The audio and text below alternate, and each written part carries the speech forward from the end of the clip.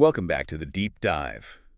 Today, we are opening up a file that is, well, it's one of the most unique combinations of high-stakes fantasy and some really deep philosophical questions we've ever tackled. It really is. We are looking at Terry Pratchett's The Last Hero. It is a masterpiece, and I really don't use that word lightly. It's a graphic novel, it's illustrated, but it's also a fable.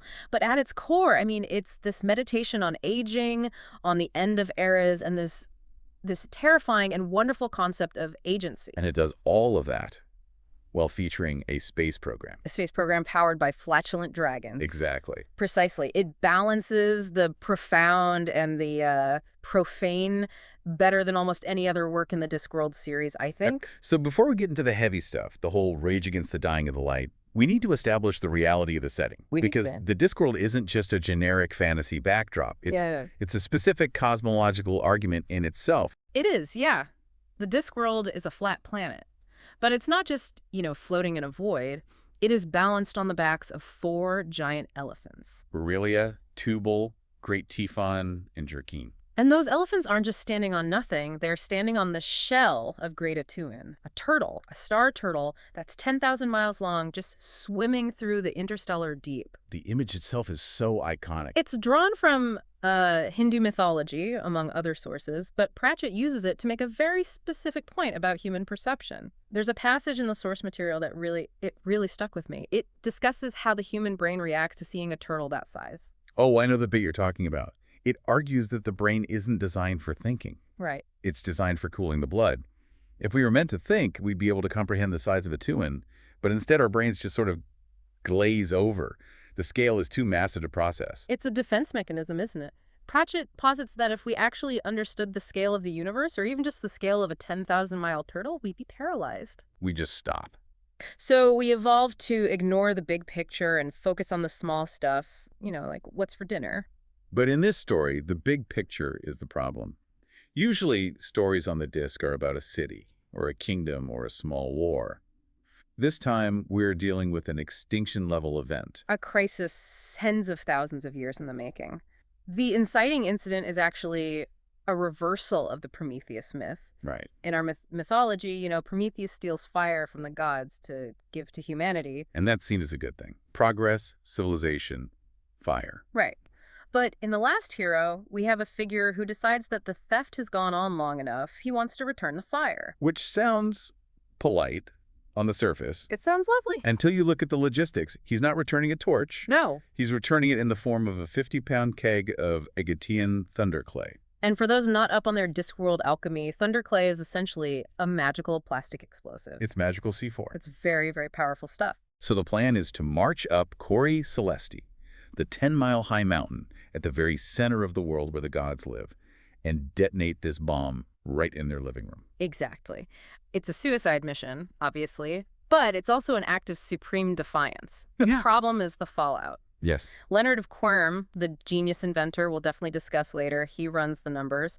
If that bomb goes off at the hub, at the center of the magical field, it disrupts the whole thing, the standing magical field of the disc. And on the Discworld, magic isn't just glitter and spells. No, it's physics. It's the glue holding reality together. So if the field collapses, the sun burns out, the elephants, they just cease to exist. The turtle stops swimming. It is the end of all existence. So the stakes are infinite.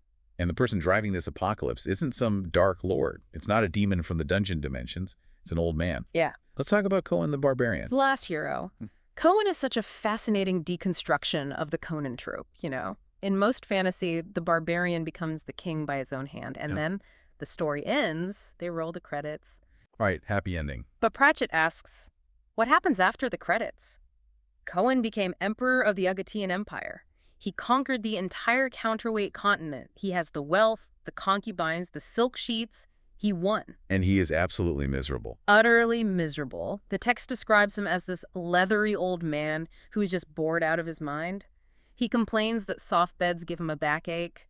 He says civilization is just a slow way to die. There's a real tragedy there. He spent 80 or 90 years fighting to get the rewards, and now he realizes the rewards are a trap. He says civilization sucks the life right out of you. He's terrified of a mundane death. He actually mentions it, choking on a cucumber or dying in his sleep. For a hero who has fought dragons and armies and sorcerers, fading away in a nursing home or an emperor's palace, which is the same thing, is a fate worse than death. So this mission returning the fire, it's not really about the fire, is it? No, not at all. It's about agency. It's about choosing how you end. Dylan Thomas wrote, "Do not go gentle into that good night." And Cohen is essentially embodying that poem. He is raging against the dying of the light. He feels the gods have cheated him. Yes. By letting him grow old. He feels that heroes should die saving the maiden or slaying the monster. They shouldn't die of prostate trouble. Exactly. And he's not doing this alone. He has gathered the Silver Horde. I love this group. It's the most dangerous nursing home excursion in history. It really is. And the roster is just a masterclass in characterization. You have Mad Hamish, who is arguably the most dangerous of them all, despite being in a wheelchair. The wheelchair itself is a weapon. It's got spikes on the wheel. Spikes, yeah. And Hamish is deaf, which leads to some great comedic timing. But you get the sense he hears exactly what he wants to hear. He uses his disability as a tactical advantage. He shouts, "What?" A lot. All the time. Then you have Boy Willie. Who is called Boy because he's, what, probably only 80? He's the kid of the group. The youngster. And yet he's the one complaining about his health the most, all the time. Then there's Truckle the Uncivil. The cynic. Every group needs one. He's the guy who points out that sleeping on rocks is actually terrible, despite the romance of it all. Truckle is interesting because he seems to hate the heroic life, you know? He complains constantly, but he's unable to leave it. He's rude, he's offensive, but he's there, he shows up. And then Caleb the Ripper, who has become the cook. Yes, and Pratchett notes that his cooking is absolutely terrifying, but no one complains. Because he's still the Ripper. Exactly. And this group, they operate on something called the Code. We need to spend a minute on this because it's absolutely central to the book's philosophy. The Code isn't just be brave. No, it's more like a set of metafictional laws that they've internalized. Right. On the Discworld, narrative causality is a real force. Things happen because they make a good story. And the Horde, they understand this on a gut level. They know that if you are a hero, you don't kill the guard immediately. No, you let him sound the alarm so there are more guards, which makes the victory more glorious. There's that great moment where they discuss the odds. They genuinely believe that being outnumbered is safer than being evenly matched. It's hero math. That's what Vetterli calls it. If it's 10 against 10, it's a brawl and you might die. But if it's 1 against 10, the hero narrative kicks in and the lone warrior almost always wins. They weaponize the cliches of their own genre. Which is why they need a minstrel. They do. They kidnap this poor guy from the Agatean Embassy because they need a witness. They need someone to write the saga. They need a PR department. Cohen is smart enough to realize that a hero is only a hero if someone sings about it. If you save the world and no one sees it, did you really save it, or were you just a butcher? The minstrel is our audience surrogate, isn't he? He starts out terrified, thinking these guys are just insane old thugs. Completely. But over the course of the journey, he starts to see the grandeur in their madness. And he has to learn the saga rules. This was one of the funniest parts of the source material for me. Cohen constantly correcting his grammar. Bright was the day. Exactly. You can't say it was a sunny day. You have to use the passive, archaic voice. Lo, the sun did shine. And people don't speak, they spake. Yes. Everyone needs an epithet. Cohen, the slayer of many. It highlights that Cohen is performing. He's not just living his life. He's acting out a role he's been playing for a century. He knows the lines. He knows the blocking. And he demands that everyone else plays their part too. Which brings us to the antagonist. Or rather, the person trying to stop them. Lord Vetinari in Ankh-Morpork. The patrician. Vetinari is the perfect foil for Cohen. Cohen is chaos, emotion, fire. Vetinari is cold, calculating order. Vetinari is the ultimate pragmatist. When he gets the intelligence that Cohen is marching on the hub, he doesn't panic, doesn't raise an army. He looks at the logistics. He realizes he can't send an army because they'd never catch up. The Horde is moving too fast. And he can't use magic. This is a key plot point. The hub is a magic dead zone, or rather a magic overload zone. Right. It's too strong. The closer you get to the Cori Celesti, the stronger the background magical field becomes. If you try to use a magic carpet or a teleport spell, the background static just creates a malfunction. A carpet might unravel. Or turn into a depressed whale, as the book says. It's just too unreliable. So Vetinari needs technology. He needs zip, zing, and vim. He turns to the only man who can provide it, Leonard of Quirm. Leonard is one of my favorite characters in the entire canon. He is essentially Leonardo da Vinci, but without the ego and with a massive blind spot. He's the archetype of the innocent genius. He's locked in Vetinari's attic, mostly for his own safety and the safety of the world. He invents things because he loved the mechanics of the universe, but he has zero comprehension of consequences. He designs a device for rapid metal projection. And doesn't quite grasp that it's a machine gun that will massacre armies. He just thinks the spring mechanism is elegant. Vetinari uses him as a resource, but keeps him contained. But for this crisis, Vetinari needs something impossible. He needs a ship that can travel faster than any horse without magic. And Leonard just casually reveals he's been working on a space program. The kite. The kite. And we have to geek out on the physics here because Pratchett clearly did. Leonard has deduced orbital mechanics on a flat world. It's absolutely brilliant. He realizes that gravity exists. He calls it the pull of the world. And he figures out that if you go over the edge, the rimfall, you don't just fall down forever. Because the disk has mass. It has gravity, so if you launch a ship over the edge with enough horizontal velocity, the disk's gravity will pull you underneath the turtle. You essentially perform a gravity assist maneuver around the belly of the Great Atuan. You fall around the world. It's the same principle as the International Space Station. It's constantly falling towards Earth, but moving so fast sideways that it keeps missing. Leonard just applies that same logic to a disk and a turtle. It's genius. He calculates that the momentum will swing them under the world and then slingshot them up the other side, depositing them right on top of the hub. It's a suborbital ballistic trajectory. But to get that horizontal velocity, he needs an engine. He can't just drop off the edge. He needs thrust.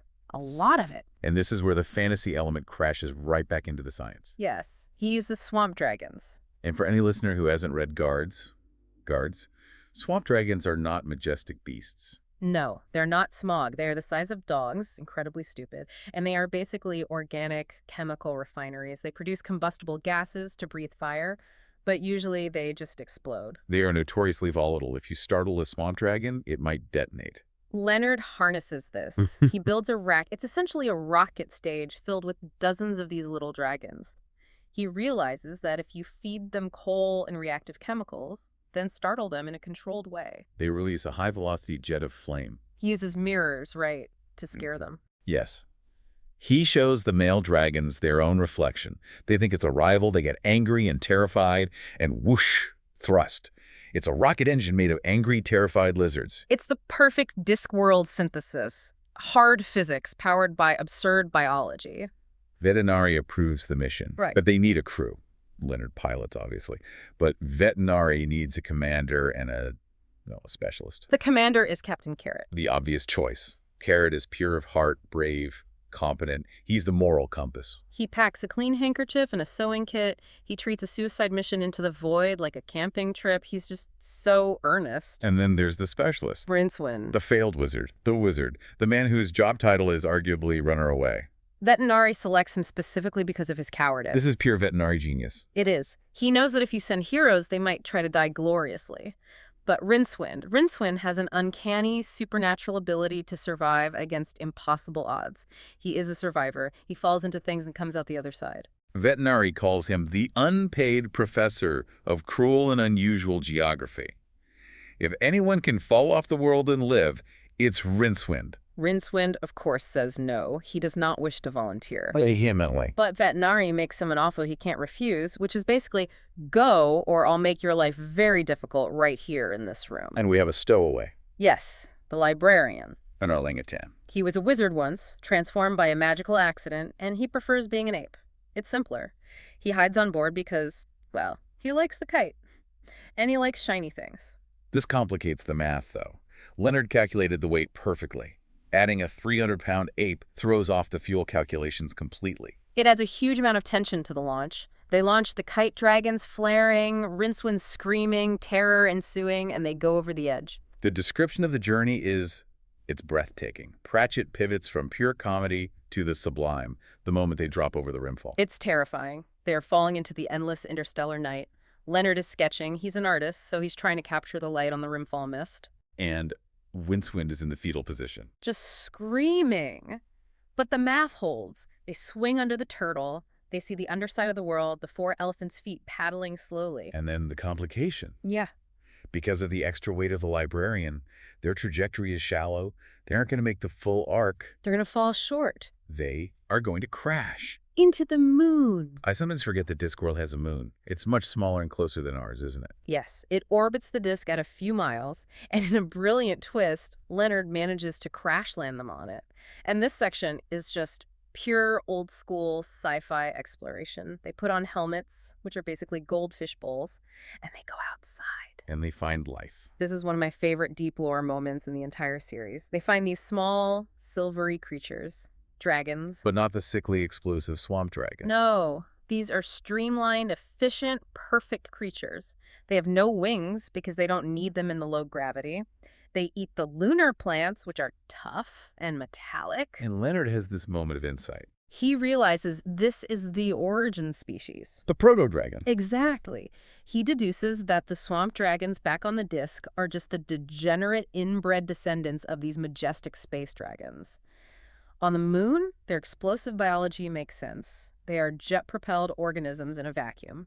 On the ground, with gravity and air, they are just walking bombs. It's a great commentary on evolution and adaptation. The monsters of the disk are just displaced animals. And while they are marveling at the moon dragons, they look up and they see the disk. The blue marble moment. The overview effect. You know, astronauts talk about this, seeing Earth without borders, without divisions. And it hits the crew in completely different ways. Carrot sees it and is filled with this overwhelming sense of hope. He says, it's all one world.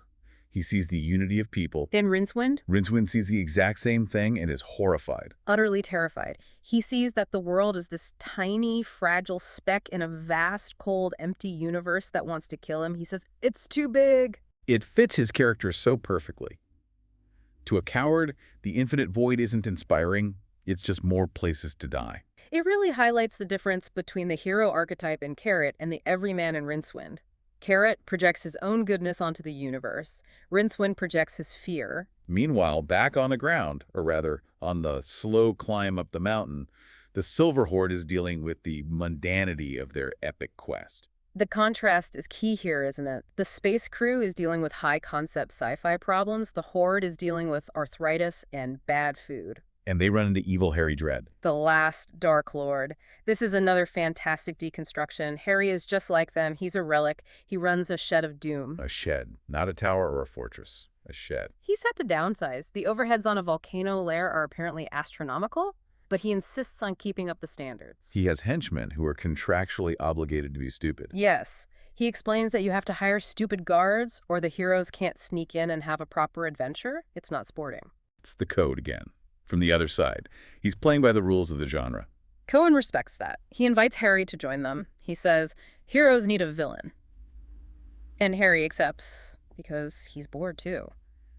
The modern villains are lawyers and bankers who use contracts instead of lava pits. He misses the simplicity of being threatened with a sword. They also pick up Venna, the raven-haired, who is now Mrs. McGarry. She's a retired warrior princess who now runs a dumpling shop and knits. But when she joins the fight, she's absolutely lethal. She knits with steel needles, doesn't she? And her embroidery sampler says, eat cold steel pig dog. She is just delightful. But there's this melancholy hanging over this group. They fight monsters on the way up the mountain, giant spiders, ice walruses, and they win easily. Too easily. The minstrel notes that the Horde looks disappointed after each fight. They kill the monster, but they don't feel the rush. The monsters are old and tired, too. The magic is leaking out of the world. It reinforces why they are doing this. They aren't just blowing up the world out of spite. They're blowing it up because the world has become small and disappointing. They want one last moment that feels real. They want a climax. They don't want the long, slow fade into irrelevance. So we have the two groups converging on Dun Manifestin, the home of the gods. The kite takes off from the moon, using the last of the dragons and some desperate maneuvering by the librarian, and it crash lands into the city of the gods. The crash is pure chaos. Leonard is knocked out. Rincewind has to use Prince Aran's tiller.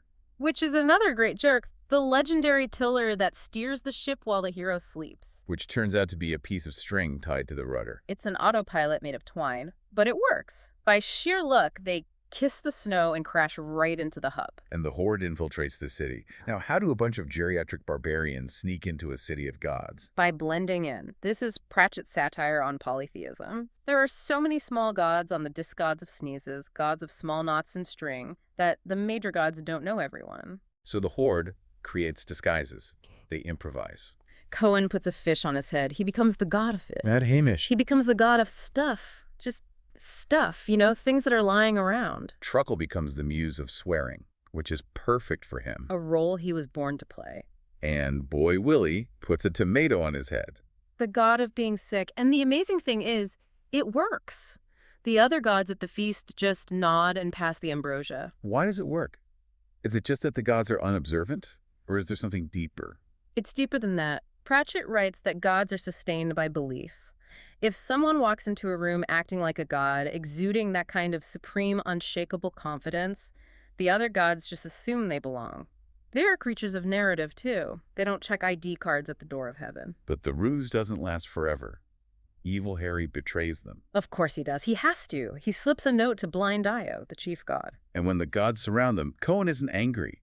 He's delighted. He slaps Harry on the back. He says, "Good man," because Harry followed the code. A dark lord must betray the heroes at the crucial moment. If Harry had remained loyal, Cohen would have been genuinely disappointed. It would have been out of character. That is such a twisted, wonderful logic. He values the integrity of the story over his own safety. It proves that Cohen is living in a different reality from the rest of us. He's living in the myth. So they're surrounded, the bomb is set, the gods are angry, and fate, the actual anthropomorphic personification of fate, steps forward. Fate is the ultimate enemy of the Horde. Fate is the one who says, you will grow old, you will die, you will be forgotten. Fate is the soft bed. Fate challenges Cohen to a game of dice. The stakes are the world. Fate says, I have rolled a 6. He points to the die on the table. You must roll higher. On a 6-sided die. It's a rigged game. It's impossible. It represents the futility of fighting destiny. You cannot roll a 7. The rules are the rules. And this is the moment. The absolute climax of the book's philosophy. What does Cohen do? He doesn't beg. He doesn't argue the math. He takes his own die and he throws it high in the air. As it comes down, he draws his sword, which is moving so fast it sings in the air, and he slices the die in half. In midair. In midair, one half lands with the 1 face up. The other half lands with the 6 face up. Total 7. Fate screams, that's cheating. And then the lady speaks up. The lady is Luck. She's the 1,000,000-to-1 shot. And she says, of course it's cheating. That's what heroes do. That line gave me chills. It reframes the entire concept of heroism. We think of heroes as people who follow the rules of honor. But Pratchett is saying, no, heroes are the ones who refuse to accept the rules of reality. Reality says, you lose. The hero says, I reject your reality and substitute my own. It's the ultimate assertion of will against an indifferent universe. However, winning the dice game doesn't stop the bomb. The timer's still ticking.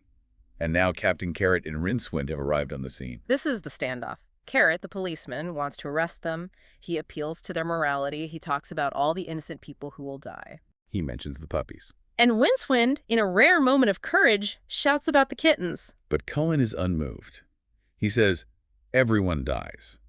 That's the deal. He's not interested in safety. He's interested in glory. Then Carrot draws his sword. It's one young, strong, honest man against 7 old legends. And the Horde hesitates. For the first time, they actually hesitate. Why? They could swarm him in seconds. Because of the math, the code. Vina points it out. She says, essentially, look at him. He's young, he's brave, he's standing alone against a horde of villains. We all know how this story ends. If they fight him, the narrative dictates that the lone hero wins. They have become the monsters in someone else's story. It's a metaphysical checkmate. They can't fight him without losing their own sense of who they are. Their identity is tied to being the heroes. But the bomb resolves the standoff. Truckle the Uncivil admits he started the timer ages ago, just in case. The argument is academic. The bomb is going to blow in a matter of minutes. Now they have a choice. They can let it blow up the hub and destroy the world. Or they can save it. But not because Carrot asked them to. Not because of the puppies. Cohen looks at the situation. He looks at the bomb, which is strapped to Mad Hamish's wheelchair. He looks at the edge of the mountain peak. He realizes that if the bomb goes off here, the world dies. But if it goes off in the air a mile away from the hub, the world lives. So they decide to leave. It's not an altruistic sacrifice in the traditional sense. Cohen doesn't give a big speech about I love the world. He essentially says, fine, we'll do it our way. We'll have the biggest ending of all. They grab the wheelchair. They shove the minstrel away. Cohen tells them, you stay. Someone has to tell the story. And they run. They run the wheelchair right off the edge of the highest mountain in the world. Riding the bomb. It's like Dr. Strangelove, but with swords and bad knees. And they vanish into the clouds below. A few seconds later, the flash. A silent, world-shaking flash of light. The explosion shears the top 3 miles off the mountain. It creates a new valley. It saves the gods. It saves the world. But the Horde is gone. Now, in a normal book, that's the end. They died heroes. Tears are shed. The saga is written. But Pratchett gives us an epilogue that changes everything. We cut to a snowy plain. The mists are clearing. The Horde is standing there looking confused. And the Valkyries descend from the cloud. The choosers of the slain. Big, operatic women on flying horses. They have come to take the heroes to Valhalla. The halls of the slain. Endless pork, endless mead, endless fighting every day, and you wake up healed the next morning. It is exactly what Cohen claimed he wanted his whole life. It is the barbarian paradise, the ultimate reward. And Cohen asks the head Valkyrie, how long does this go on for? And the Valkyrie says, forever. In Cohen's reaction. He looks at his boys, and he says, we ain't going. This is the most important moment in the entire book. Why does he refuse heaven? Because he realizes it's just another trap. It's the soft bed, again, just with better catering and more violence. Being trapped in a hall doing the same thing forever, even if it's fun, is a prison. It's stagnation. It's boring. He realizes that the joy wasn't in the feasting or the winning. It was in the struggle. It was in the journey. The unknown. So they do the most barbarian thing possible. They don't just refuse. They don't beat up the Valkyries. No, they steal their horses. They steal the flying horses of the afterlife. Cohen looks up. He remembers the view from the mountain, the stars, the millions of other worlds that Leonard talked about seeing from the moon. He says, I reckon we're doing this 'cause so much universe and so little time. And they ride off, not into the sunset, but into the interstellar void to explore, to see what's out there. It's a total rejection of religious closure. It's a statement that the human spirit or the barbarian spirit craves discovery more than comfort. Even in death, they refuse to stop moving. It's so powerful. It reframes death not as an end, but as a change of venue, a new adventure. Meanwhile, back on the shattered mountain, the minstrel finds the wreckage. He finds a single broken wheel from Hamish's wheelchair, and Evil Harry is there, alive, having survived by, being cowardly at the right moment. And the minstrel leaves a pile of rubies in the snow. Payment. Payment for the show. He realizes he isn't going to write a saga about how they won or lost. He's going to write about how they lived. He leaves the embassy. He's done with the soft life too. And the space crew. The kite. They are captured by the gods. Blind Io holds Leonard by the scruff of his neck.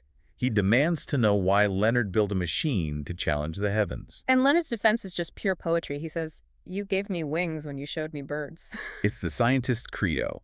Curiosity isn't a sin. It's a response to creation. If the universe is there, we're meant to look at it. And the gods, surprisingly, are moved. They let them live, but there's a punishment. Leonard is sentenced to paint the ceiling of the Temple of Small Gods. The gods want him to paint the world, a sort of you broke it, you paint it deal. But Leonard is thrilled. He's not being punished. He's being commissioned. He saw the world from space. He knows what it really looks like now. He asks for scaffolding. He's going to paint the curvature of the disc.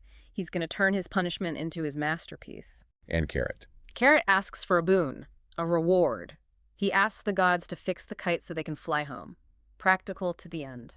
And Rincewind, the man who has seen the terror of the void, who has stood at the precipice of oblivion. Rincewind asks for a balloon. Just a balloon. A single red balloon. It calls back to a childhood trauma he mentioned earlier in the book where he lost his balloon and it broke his heart. It's such a human moment. Yeah. After saving the world, after traversing the vacuum of space, he just wants to heal that one tiny childhood wound. It grounds the entire epic story. You have the grandeur of Cohen riding the stars and the small, quiet comfort of Rincewind holding his balloon. And Pratchett is saying both are valid forms of happiness. So as we wrap this up, what is the big takeaway here? We've covered physics, aging, narrative theory, bomb disposal. For me, the core theme is about defining your own story. Elaborate on that. Every character in this book is fighting against the role that's been assigned to them.